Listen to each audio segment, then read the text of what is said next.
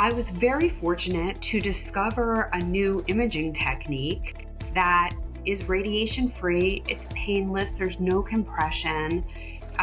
It uses sound waves to create a three-dimensional reconstruction of the breast that has 200,000 times more data points than MRI and has 40 times the resolution of MRI. Hey gang, today I am interviewing Dr. Jenn Simmons again. She's back, and this time she's back with a brand new book, and it's called The Smart Woman's Guide to Breast Cancer. And I want to encourage you to watch our first interview because it's just an awesome interview, and she's got a lot more to talk about, and I'm excited to have her back to share useful, practical, helpful resources and information for women with breast cancer. And she is a former breast surgeon, so she knows what she's talking about. She has been on the front lines. She's been in the belly of the beast, so to speak, of the conventional medical machine. And she's one of those courageous doctors that I just have so much respect and gratitude for, that took a leap of faith and followed her convictions and decided to walk away from conventional standard of care because she learned that there was a better way to treat and prevent cancer, specifically breast cancer. And so, Dr. Jenn, great to see you. You look healthy and well. Happy to be here. And I am healthy and well. That's so true. And I think probably like most people who have their blinders removed, I didn't do it willingly or wantingly, right? I got thrown into it because I got sick and was trying to figure out a way out that wasn't going to ruin the rest of my life like most treatment does, right? And so I kind of clawed my way out of illness, but learned a whole lot along the way. And for me, it was a bell that I couldn't unring.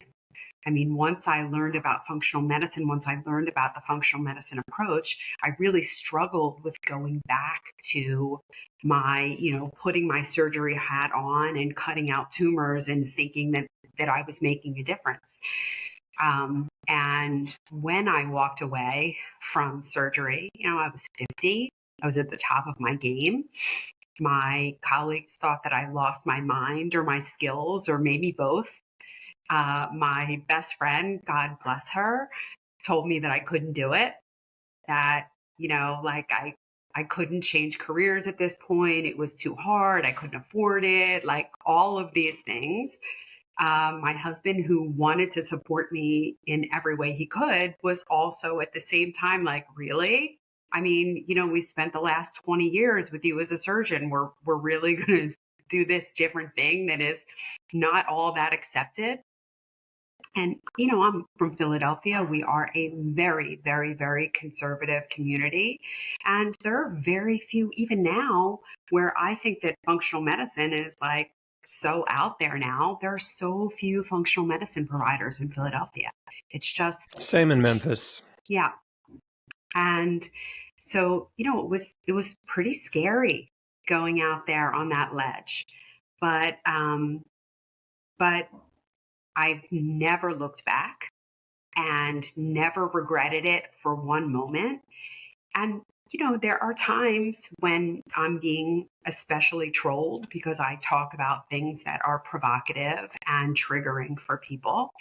And there are times when I'm being especially trolled by people who, 5 years ago would have said that I was the smartest person in the room. And now they're screaming that I'm killing people and hurting people. And, there are times when I'm like, wait, am I missing something? Like, did I get it wrong?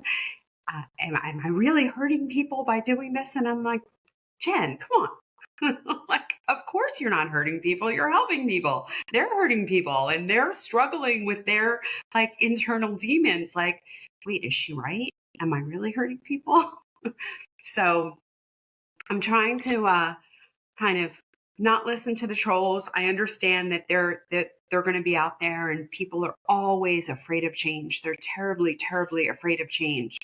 And so I'm just trying to, show them a lot of love and forgiveness, and hoping that they don't have to have this kind of life-changing illness to have their blinders taken off, that maybe they can hear it enough times to open their minds to the possibility that we weren't doing it right before, and we have the opportunity to do it right now. I love that.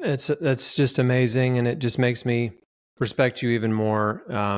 Yeah, because you didn't quit. You didn't quit surgery as a newbie. No. You were well established, decades in practice. I did not fall off the turnip truck into this. I was definitely there for quite some time. Right, not a med school dropout. No. Yeah. No. And so I just love your courage and your passion. It's awesome. Thank you. And your dedication to truly helping people get well. And so, yeah, this is great. So why don't we talk about, one of the things I know that you've been, well, before we get into it, let me just agree with you. I've been attacked a lot.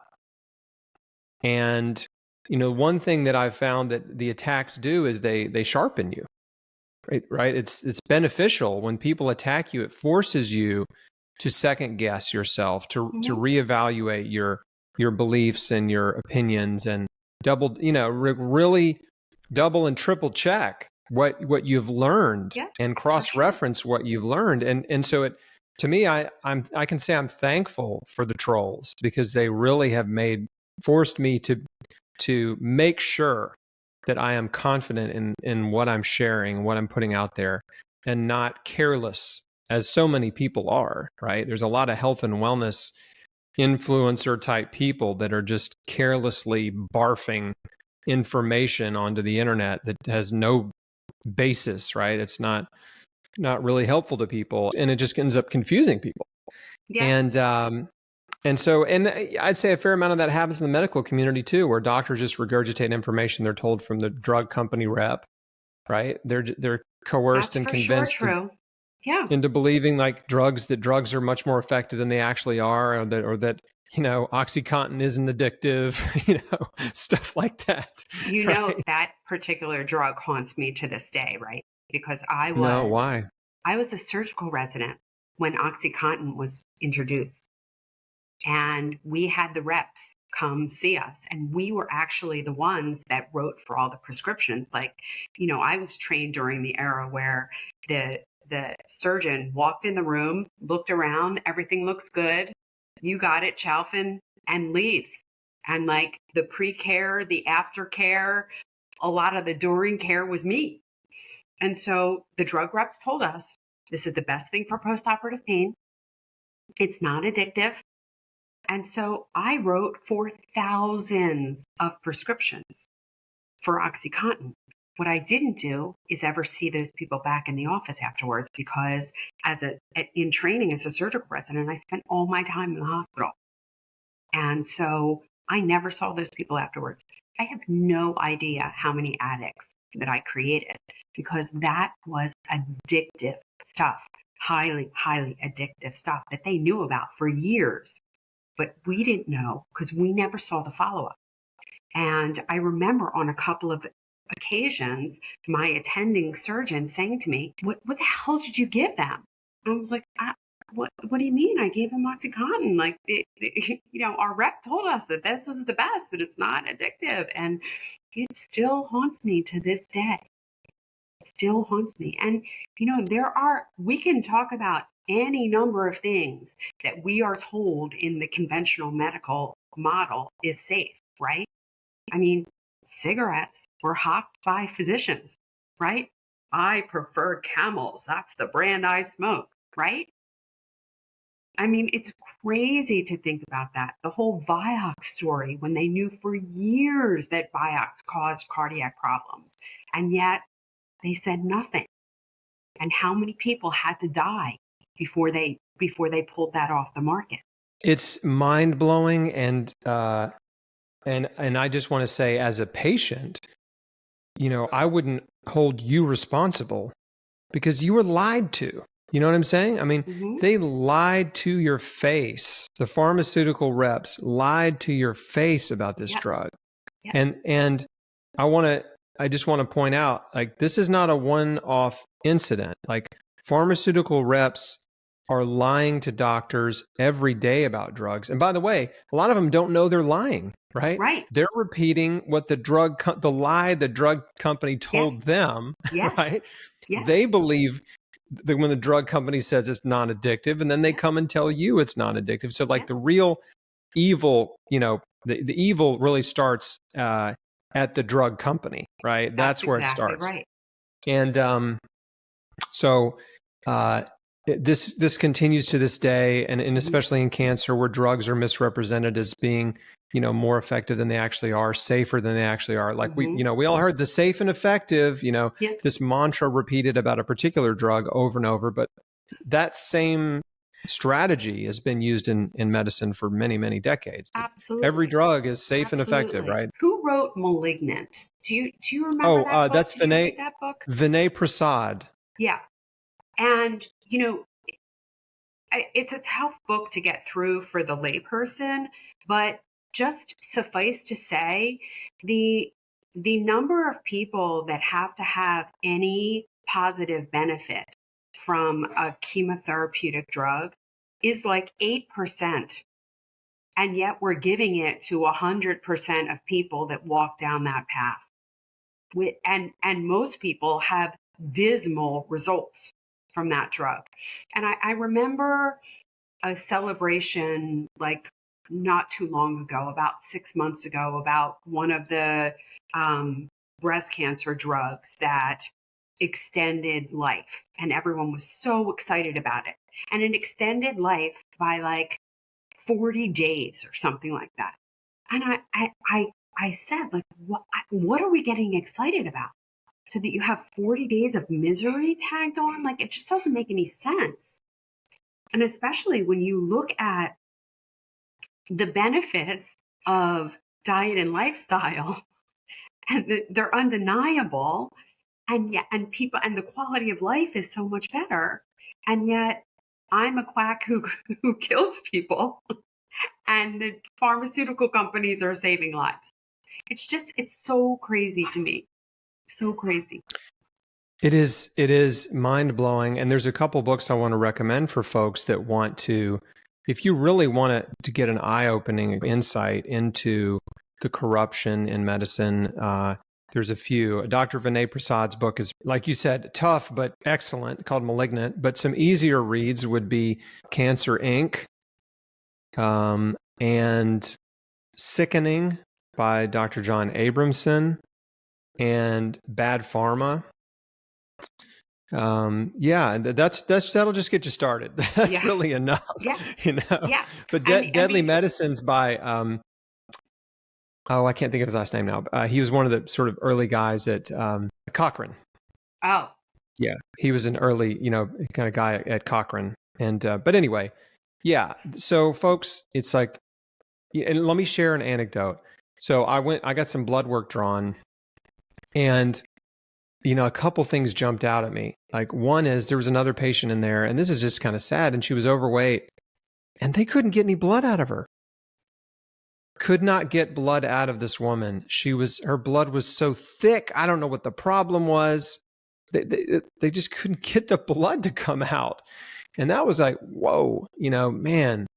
And that's the difference. That's diet and lifestyle, like, puts you in that For disease state. But also in the waiting room, they have a TV in the waiting room, and it's just drug ads.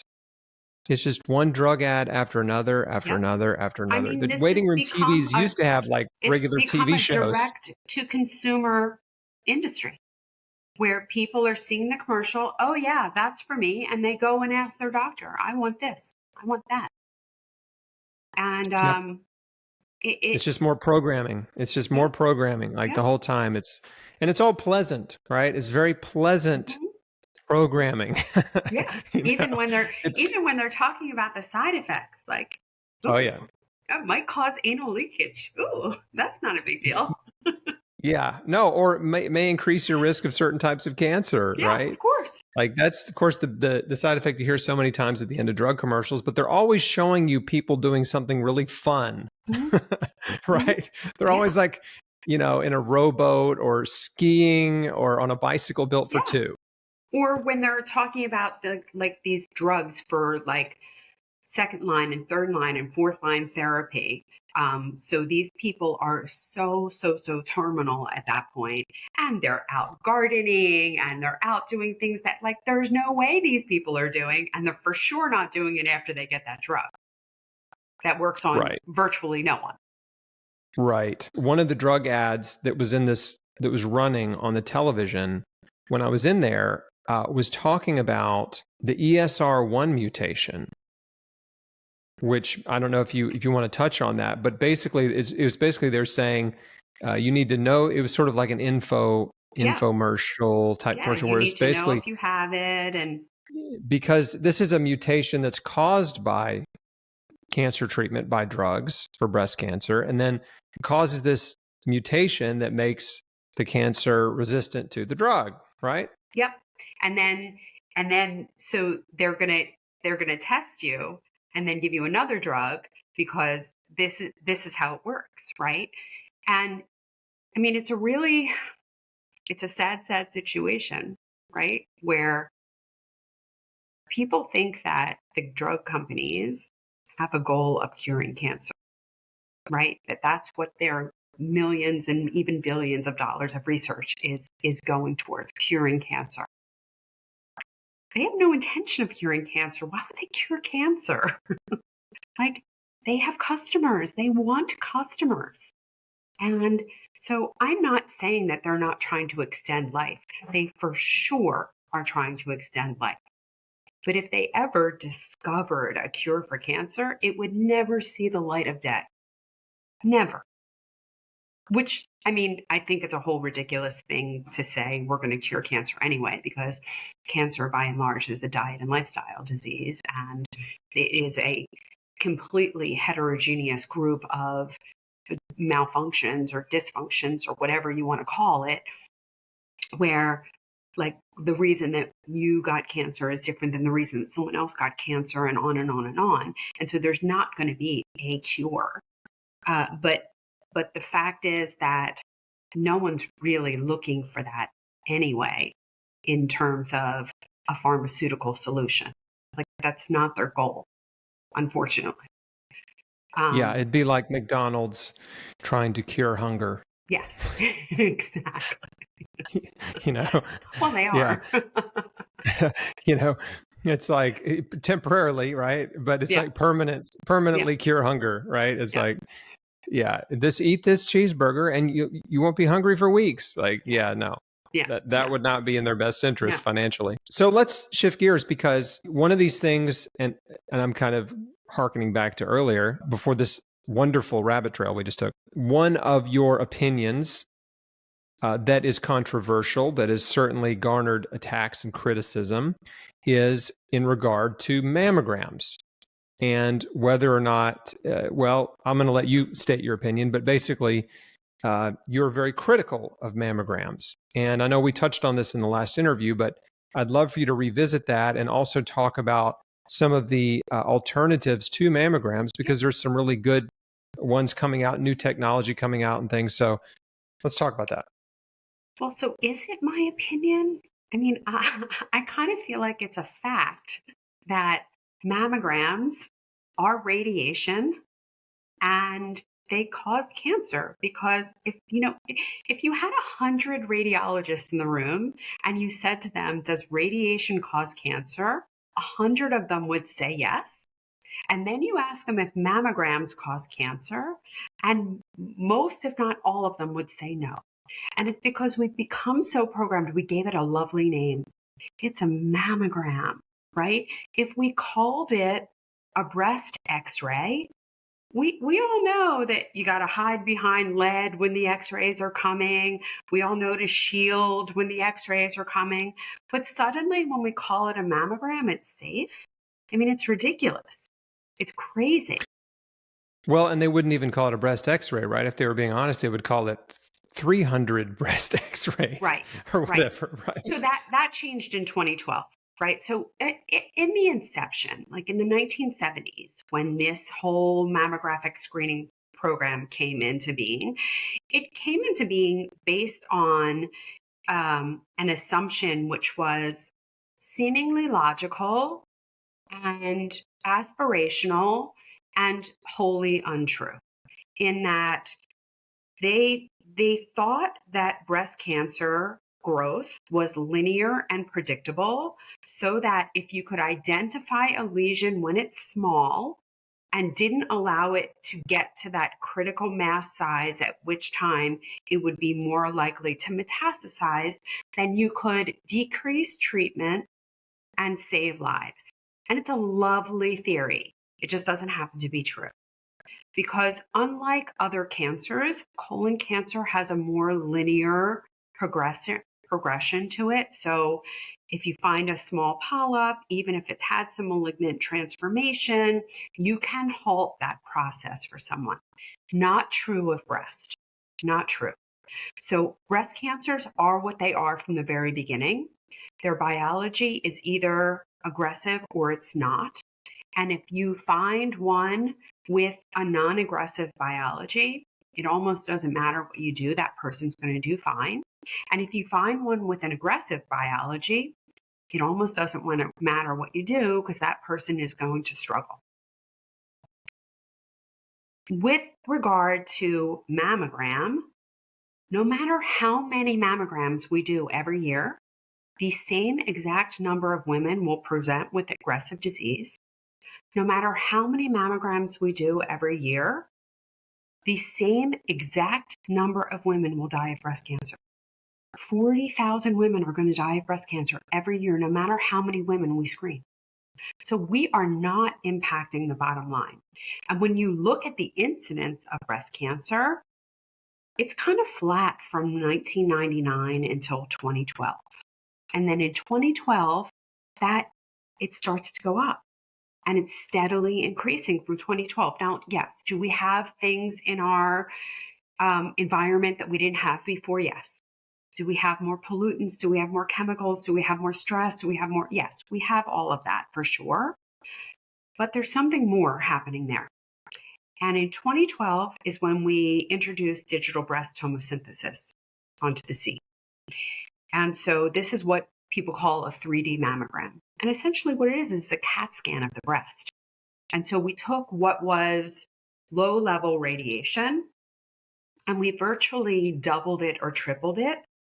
And what most radiologists don't even realize is that the way that works is for women with larger breasts or women with very dense breasts, the machine automatically dials up the amount of radiation that person is going to get to penetrate the tissues.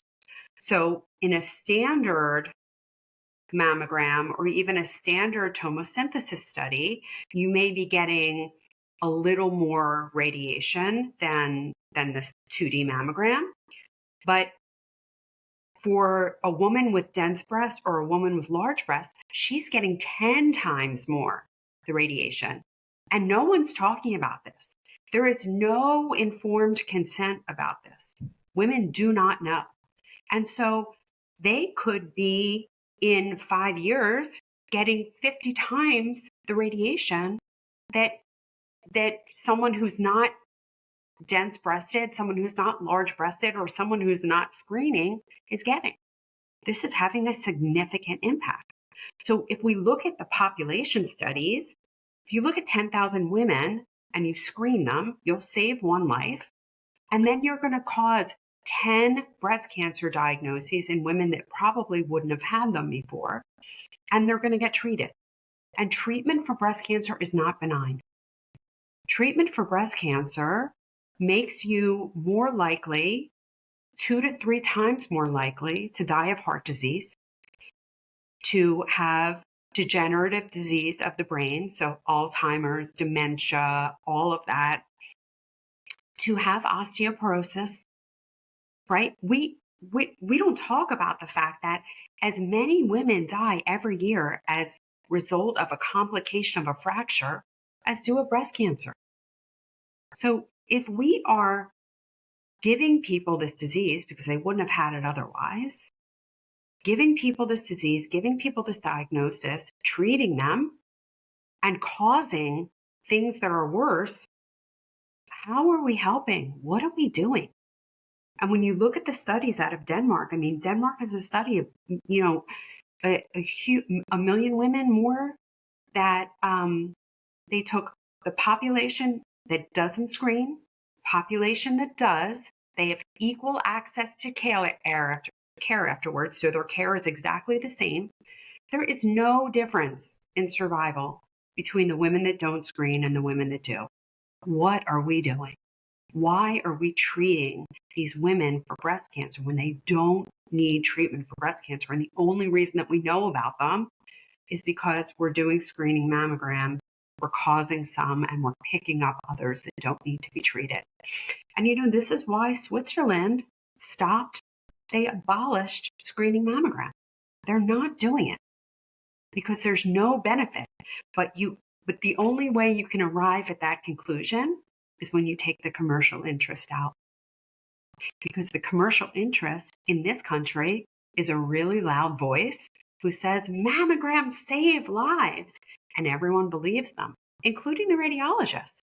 I mean, my haters, my trolls, the radiologists that scream at me that I'm killing people, they really believe that they're doing the right thing because it's what they've been told time and time and time again. And just because you say it loudly and emphatically doesn't make it true. And we need to back up and remember what we learned, like the first day of it. Everyone knows that radiation causes cancer. Everyone. It's not a surprise. And we need to take off those blinders and realize that we are harming people. We're really harming people. So I hate to point out a problem without a solution. And I think that there are many, and I think that there have been many for years and years and years. Maybe not to people's satisfaction, but there have been alternatives for many years. So first of all, I completely support breast exam. I think that it is very important to know what you look like, very important to know what you feel like, very important to know what your normal is, so that you can recognize when there's been a change. And anything that's going to be clinically relevant, you're going to feel, you're going to notice, and that's okay. When Denmark looked at their cases, the difference between the size of a screen-detected cancer and an exam-detected cancer was 5 millimeters. So 5 millimeters is not changing anyone's life one way or the other. And this is all about biology. So if all we did was self-examination, all we would pick up are the clinically relevant cancers, the ones that need to be treated anyway. So I fully believe in self-examination. Well, and let me interject because there was that study out of Canada where they compared mammograms and just physical breast exams, yeah. And they found that mammograms didn't save any lives. Yeah. That the death rate was the same, yeah. For women, or survival rate, however you want to measure it, right? Yeah. For women that had detected via mammogram versus detected just via a physical breast exam. Yeah. Yeah. That's exactly right. And, a big part of the problem that we're not seeing in the statistics is for the women diagnosed with breast cancer and treated for breast cancer that then go on to die of heart disease, they don't count as breast cancer deaths. And I get that. But the problem is the reason that they died of heart disease is because of the breast cancer treatment. And so that's why the numbers look the same. And they shouldn't.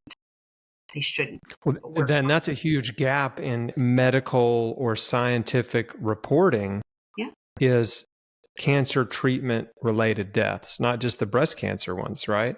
Yeah. Because a lot of people die as a result of cancer treatment and they're not considered to be cancer deaths. And it really does skew the statistics in favor of the cancer industry. It's sort of like they're hiding, right? These, yeah. Well, they're saying like, we cured you of cancer. It's not our fault you died of heart disease, but it actually is. Right. The patient's like, I came to you to save my life, right? I came to you to not die. And, like dying of heart disease is not better than dying of cancer, That's right. unless you have a heart attack instantly. Well, that's a faster way to go. But you know what I'm saying, but Yeah, you still I have do. died. Yeah, exactly. And this is a huge problem. And it's a huge problem with informed consent, because I think most people have no idea what they're getting into when they get into it with the conventional medical system. And it's definitely true of mammogram. I think people have no idea what the true effects of mammogram are. And I think it's true of all cancer care, that people are not adequately informed of what the real outcomes are with conventional cancer care. It's a huge issue. So It's huge, and I'm so glad you are have become such an outspoken advocate for the truth. yeah, Right? The truth about the industry, about the risks and harms and the effectiveness or lack of effectiveness yeah, of mammograms and actually saving lives. And Komen is the organization that has pushed mammograms for years, right? They've yeah. made a lot of money promoting mammograms and funneling patients into the breast cancer industry, and they get tons of money donated to them from the breast cancer industry and the drug companies. And so they're just in bed together to funnel patients into And to create patients. I mean, we have to be clear here that Yeah. there are a considerable number of patients created by screening mammogram who would have never come into the system were it because of not for screening overdiagnosis mammogram. and Overdiagnosis, overtreatment. Yeah. I mean, if you just take the 40,000 women a year alone, well, I'm talking about in Pennsylvania, that are treated for DCIS like it's invasive cancer, right? So they have that's a wild. disease. Just 40,000 women alone in Pennsylvania treated for stage 0 DCIS. Yeah. Wow. Yeah. And so when you look at those women, these are women that disease would have never hurt them. And then they go on to have surgery, radiation, take hormone blockade drugs, and all of a sudden now the rest of their life is changed, not for the better, right? And they have heart disease, they have all the things that go along with breast cancer treatment, only they never had breast cancer. So we unfortunately named it ductal carcinoma in situ. All women here is carcinoma. Even on the physician side of things, people are treated just like they have cancer. And I was as guilty of it as anyone else. So I am not pointing fingers or blaming. I'm just fortunate to be on the other side of it and know that that's the case. So we have, without question, we are creating these situations where women are in, where they're not getting information, they're not being adequately informed, they're terrified, they're scared, and they are going to look to their doctor for what to do and trust their doctor. And this is what their doctor's telling them to do, because like begets like, and they're just training one another, and this is where it's going. And I don't think that most women are comfortable with the whole watch and wait thing and the self-exam thing. And so there's no doubt that we needed better imaging, but we needed that better imaging to be safer, because for a while, people thought MRI was going to be the thing, right? And while MRI doesn't use radiation, it does use gadolinium.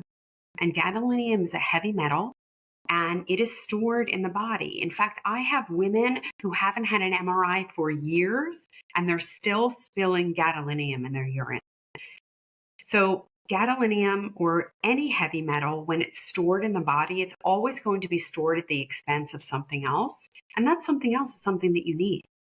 we have all of this thyroid dysfunction because our iodine in our thyroid and our breast even are being displaced by fluoride in the water and toothpaste and that kind of thing. So we see this all the time, the dysfunction that happens as a result of heavy metal introduction. So we can't be ethically giving women gadolinium every year for screening. We just can't do it. And we can't even do it in the dense breast population, the high, like we can't take a subset and do that. I think for a while, people really had hopes for thermography, but what we have to remember is thermography, while it's safe, it is not powered to find breast cancer. That's not what it's powered to do. It's looking for a heat signal and it shows inflammation. But if you're going to use thermography for screening, you have to use it along with another screening tool like an ultrasound. Because thermography alone is not reliable. I mean, yes, it will pick up a cancer if there's a lot of inflammatory response there. But there are a lot of cancers that are very slow growing that are not going to elicit an inflammatory response, or that person's immune system is so overwhelmed that it's not able to mount an inflammatory response. So I don't think thermography is a screening tool for breast cancer. Does it have a use in our society? For sure. I think it's important to know if you have inflammation in your body. And I think that it is a screening tool of sorts, just not for cancer. But I was very fortunate about a year ago to discover a new imaging technique that is radiation free. It's painless. There's no compression. It uses sound waves to create a three-dimensional reconstruction of the breast that is a true three-dimensional reconstruction, because when we do mammograms, when we do digital breast tomosynthesis, we're still like cutting slices and then making an average of it. So, it's a guess, more or less a guess. This is an actual 3D reconstruction of the breast that has 200,000 times more data points than MRI and has 40 times the resolution of MRI. And it's the only functional testing on the market today, meaning that you can bring someone in, image them, see something. I mean, if it's an obvious cancer, we say it's an obvious cancer and that's the end of it. But if it's something that is benign, seemingly benign or questionable, we can bring someone back in 60 days, re-image them, count the cells, measure a doubling time, and then we know that cancers have a doubling time of 100 days or less, and things that are benign have a doubling time of greater than 100 days. So we can actually say to that person, this has a long doubling time, you're fine, we'll see you in a year. Or it's growing on at a fairly fast rate, and this is something that you need to take care of. And it's going to eliminate a ton of breast biopsies, which are so anxiety provoking, and 75% of them are benign with all that anxiety provoking time. And it's going to prevent a lot of unnecessary treatment because we're going to treat the ones that are aggressive. So, in my opinion, it is absolutely going to change how we image breasts in perpetuity. The FDA agrees. It is the first FDA-approved device for breast screening in 50 years. Everything else was grandfathered in. So it was meant to replace MRI, but it is going to replace mammogram. And it's also, this scanner that I'm talking about happens to be a breast scanner, but in 2025, the whole body scanner will be out. So it will replace MRI. So, safe, reliable, fast, sensitive, specific, like all of those things. It really checks all the boxes and is going to prevent a lot of pain and heartache for the women of the world. So, and eventually that will roll out to everyone. So I'm very excited about this. I think that it will be readily available to everyone who wants it in 2025. There'll be a number of centers open in 2024. So it's very, very exciting. So for the people that are not happy with self-exam alone, because some people really, they need to be more preemptive, right? They want more than just exam alone. And this is going really the near perfect solution. And what's it called? The technology? It's called QT imaging. QT imaging. Mm-hmm. Okay. So people can keep an eye out for that. Yeah. Now, is there a website or somewhere that people can learn more about it or follow it and see where it's available in different cities? QTimaging.com. And there are a number of independent imaging centers opening across the country. Mine will be opening on the East Coast. It's called Perfection Imaging, but perfection is spelled with QT. And I'll be sure to send a link for your listeners so that they can learn more about the technology and find a place near them. That's great. I love it. Well, and also I know there's another emerging technology, and maybe it's competitive, but the Prenuvo and the Ezra scans, which are MRI, but no contrast. Is MRI, and it is a whole body scan. It does have a threshold of 1 centimeter because it's a non-contrast study. So, that's the safe part about it. And that is definitely the exciting part about it. But it does have a threshold of 1 centimeter, which is 1 billion cells. So not terribly early in diagnosis, but still good. I'm a huge fan of that scan. It's expensive. It's far more than what QT is, but still, listen, if we're moving forward in a safe and positive way, I'm all good, right? My hang up is we cannot cause the very disease we pretend to care about. And so when we are using these screening and treatment modalities that cause the disease or cause other worse diseases, we're not doing the right thing. So that's kind of where I come from, and my take on things is I just want to leave this world a better place than when I found it. And the time of blind trust is gone. And just because you say something really loud doesn't make it true. So mammograms don't save lives.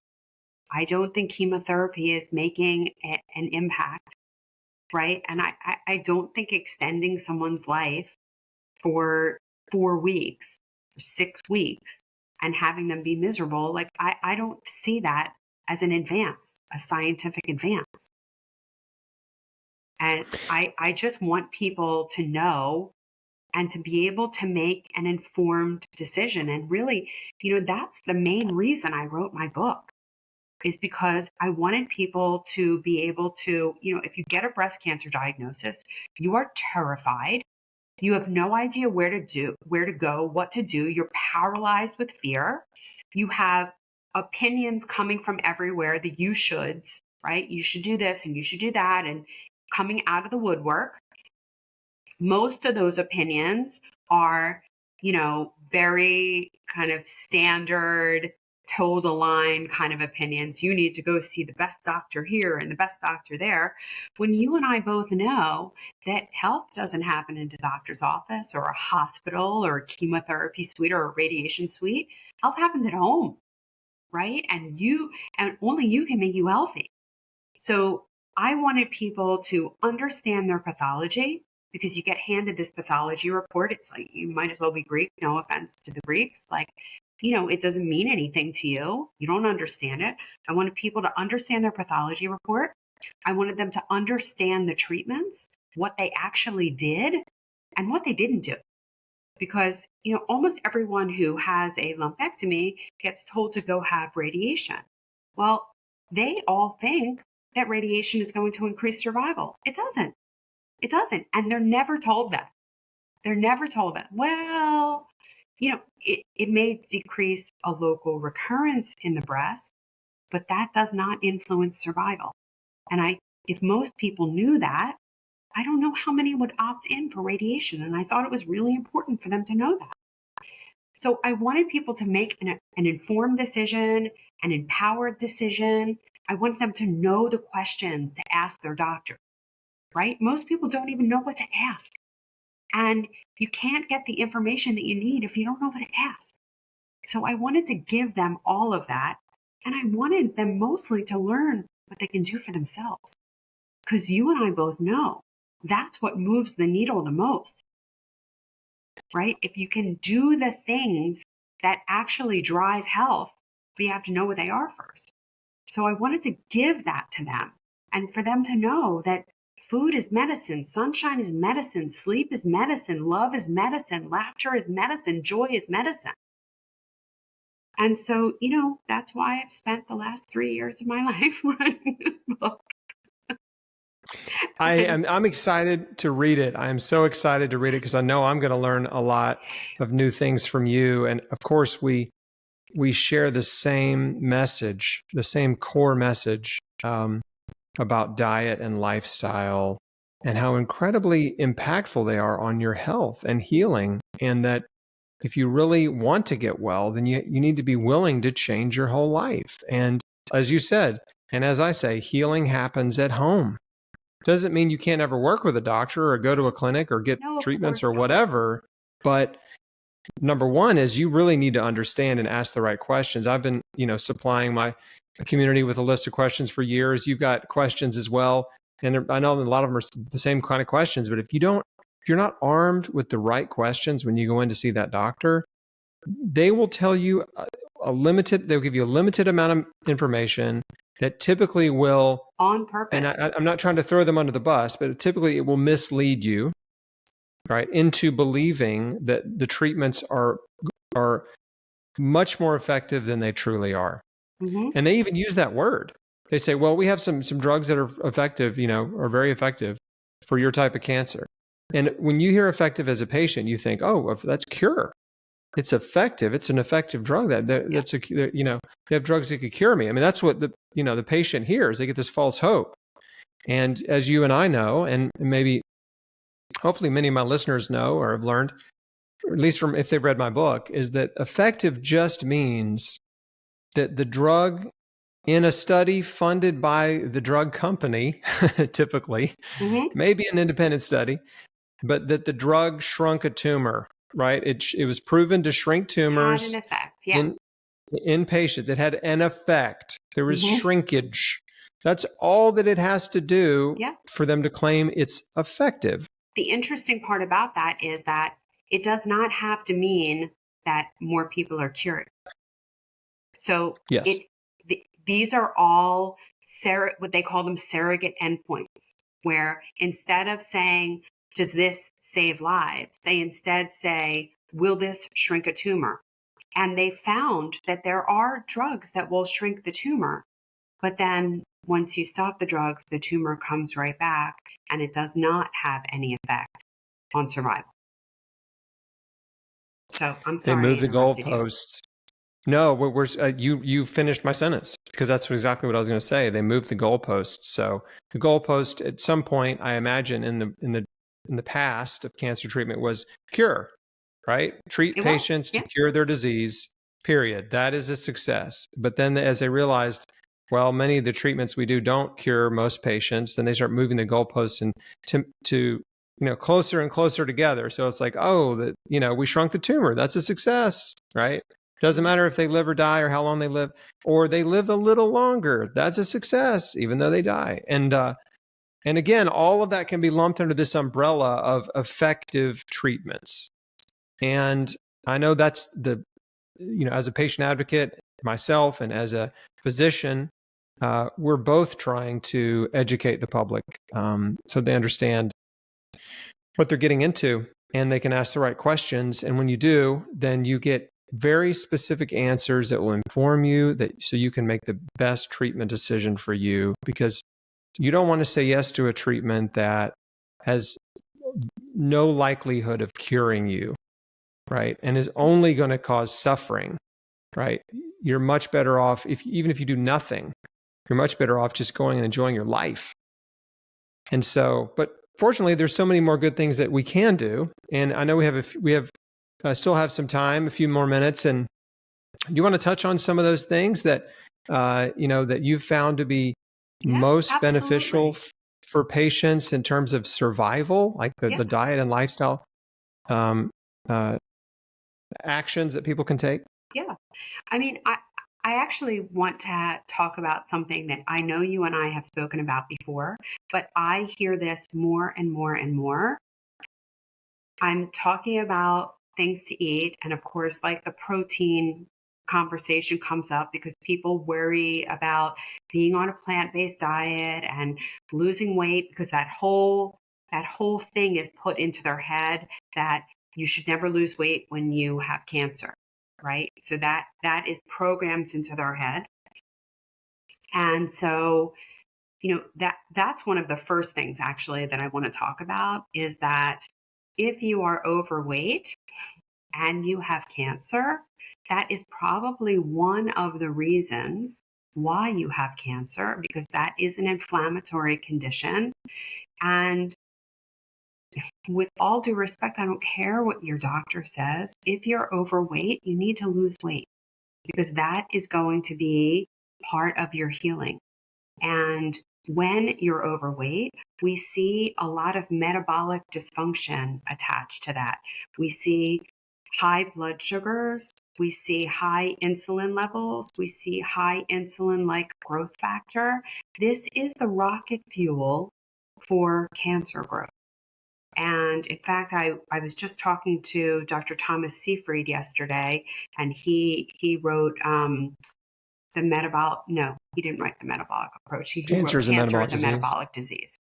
And, so many medical oncologists are still not, I don't know if they're not aware of this or they're not talking to people about this, but getting that metabolic health back and reversing the metabolic disease is so very important. And so what that means is, when you look at your diet, you're talking about a whole food, plant-based, grain-free, low glycemic diet, at least until you get your metabolic health back. I know a lot of people push back. They don't like the fact that I advocate for a grain-free diet.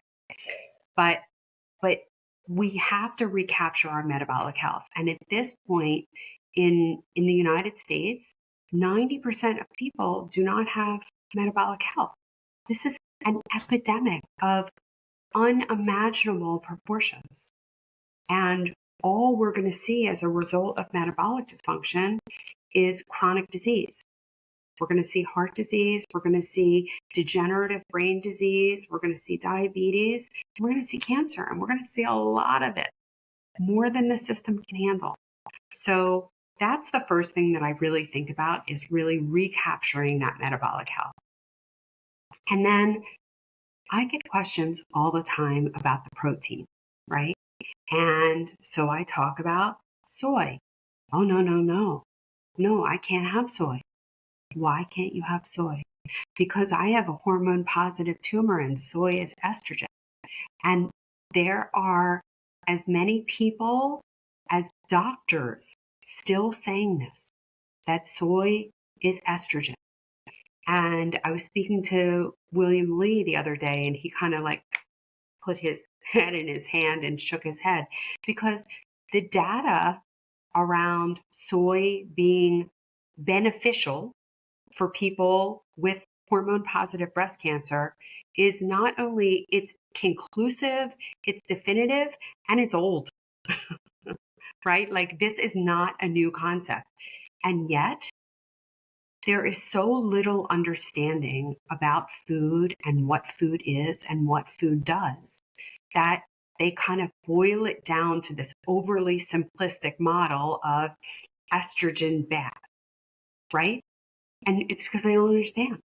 They don't understand what phytoestrogens are. They don't understand that they actually block the estrogen receptor and are beneficial. They don't understand this. And I don't know why. But, I will say it as many times as I need to say it to make sure that people understand that. I think, there are things that are totally obvious to me and you that maybe are still not so obvious to other people. Like, sleep needs to be a priority. Sleep is not a process that is inactive. Sleep is a very active process. There is a lot happening in our body when we sleep.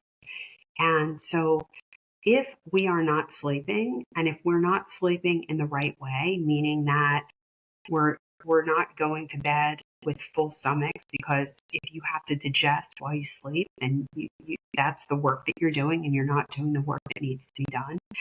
So, sleeping in a fasted state, if you're using drugs, alcohol to sleep, then you're not doing what needs to be done while you sleep.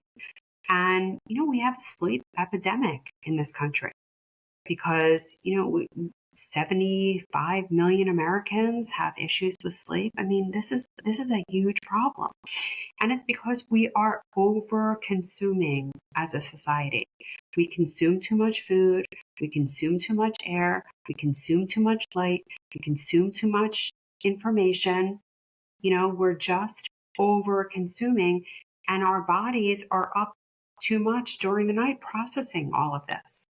So we all need to do less and prioritize sleep so that our brains can heal overnight, so that we can process the information that we get, so that we can decide what to keep and decide what to get rid of, so that we can function the next day. But if your brain has brain fog the next day because you haven't gotten rid of the toxins, like, you can't do this for too many days in a row, months in a row, years in a row, because this is where dysfunction comes from. And same thing with the rest of the body. When we sleep, we are detoxing, we are replenishing, our immune systems are resetting. And if we don't reset our immune system every day, then our immune system can't do what it's supposed to do. How is it supposed to look and survey your body for cancer cells if it was up all night, if it's exhausted? Right? And so sleep is one of those really major areas that we don't prioritize because we are a society that values the waking moments. And the truth is that we need to prioritize a lot more sleep. I think relationships and purpose and the way that the way that you relate to everyone around you, your drive, your joy, your reason for being, I think that's all really important along your journey. And people need to have something to live for, to live. And I know for me, when I was sick, it really redefined who I was and what I was here for. And I made sure that I was going to fulfill that responsibility, why I was here on this earth, fulfill my purpose. And our illness is often our message. It's our body trying to tell us something. And if you don't listen to whispers, you get screams. And that's what I needed to put me back on my path. And, cancer isn't just something that happens to you. It's not bad luck. It is a message. It is an opportunity. It may be unwanted, but it is an opportunity nonetheless. And for the people that see it as that, it sometimes is an opportunity to create something really amazing. And, there's no better example of that than you. Thank you. Yeah, cancer did change my life for the better, and it was certainly unwanted, but it changed me, and I just, my life is so good as a result of what I went through, and the amount of gratitude and love I have, and My perspective was totally changed by it. And obviously it took over my life. I didn't expect it to do that. I wanted to just go back to get well and go back to my, my regular normal life. And obviously I've become a patient advocate and author. And, it's. Do you miss real estate? Weren't you in real estate before? Do you miss I was. it? I do miss it a little bit. There were fun aspects of real estate that I enjoyed, but there was a lot of headaches, a lot of hassles and headaches. And so I have to remind myself that. Yeah. So I could always go back to it if I decided to. Yeah, I was going to say, I'm pretty sure you could get back in there. I could. I was mainly like renovating houses. I flipped houses, and I had rental property too. And the rental properties were just always a hassle. But I always enjoyed, taking a house that was run down or outdated and totally refurbishing it and making it look, new and updated and beautiful. There's a lot of satisfaction in that. And to provide a home lot of for satisfaction someone, in right? that. Yep. It's beautiful. But there's a lot of, like I said, headaches and hassles and, to manage those kind of projects, especially if it's a big project. But anyway, I am thankful, not really, I just have to say, I'm thankful to God for delivering me, for taking me through cancer to the other side of it, to health and healing. Because it does give a beautiful perspective, right? Yeah. It gives a beautiful perspective. And you do, we are both people of faith, people of deep faith. And I know that God put me here with a purpose. God put you here with a purpose. And oftentimes we need to kind of look back and remember where we all came from, because I think it is living not in accordance with where we came from when we go off the path and we're overindulging and we're doing too much. And I think oftentimes we need to get back to the simplicity of it all, because that's really, we are modern beings living on a very old gene code. And our current gene code doesn't understand all this processed food. It doesn't understand all this artificial light. It for sure doesn't understand all this technology. It doesn't understand all this busyness. It doesn't understand all this conflict. We were used to fighting wars once a decade, not every single day, every single moment of every single day. But yet that's what life is like. And, we didn't talk about fasting today, but fasting from all of these things is enormously important in healing. And so fasting from food, fasting from news, fasting from conflict, it just shutting down, even if it's only temporary for hours or days or whatever your version of fasting is. And, we could speak specifically of what like the fasting mimicking diet does when people are getting chemotherapy, or what prolonged water fast can do when people have disease that's advancing. There's a lot of benefits of fasting that are proven. The work of Walter Longo at USC is amazing, what he's doing and what he's coming up with. So at the end of the day, we all are doing too much. And when we slow down and get back to what we were meant to be like and meant to do, and what our bodies and our beings were meant for, life, when it's a little simpler, it's a little simpler.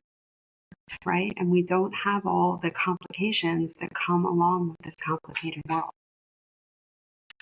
That's a great message. And I agree. I think you really have to take a step back and look at your life and look at all the things in your life that are quote unquote unnatural, right? All the modern, technology and advancements and the modern way of living that is so far removed from our ancestors.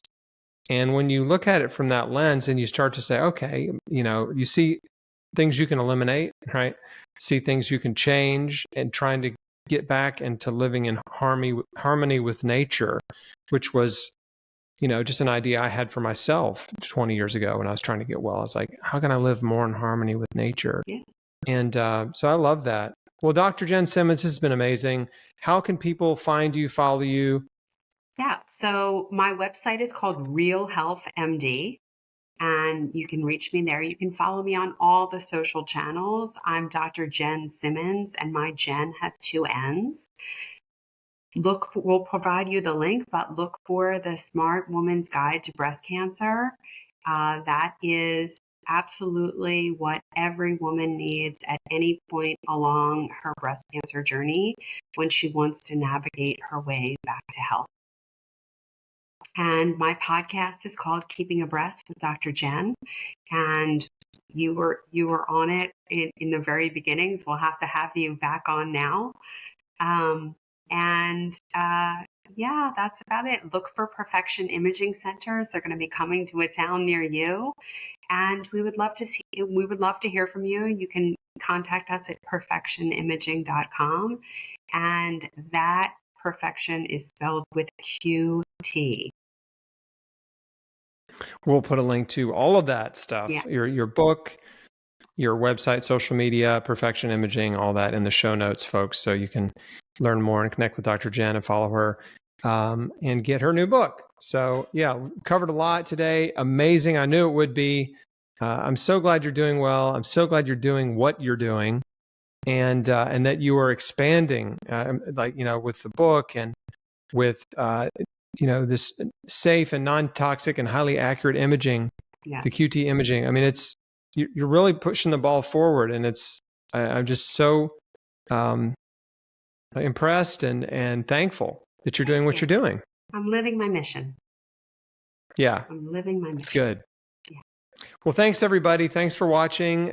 Please share this video with people you care about. Obviously, breast cancer is an issue that every woman really needs education on, because what we're being told by the media, by the drug companies, by the charities is not the whole story. There's a lot of deception in there, and women need to know the truth. And so a great start would just be sharing Dr. Jenn's interview, this one and the other one I did with her, and so that they can hear, this incredibly informed opinion from someone who has 20 years experience as a breast surgeon. It was on the front lines, knows the industry in and out. That's really who you want to learn from. And is, and left the industry for that reason, because of what she saw. So anyway, again, thanks for watching everybody, and I'll see you on the next one.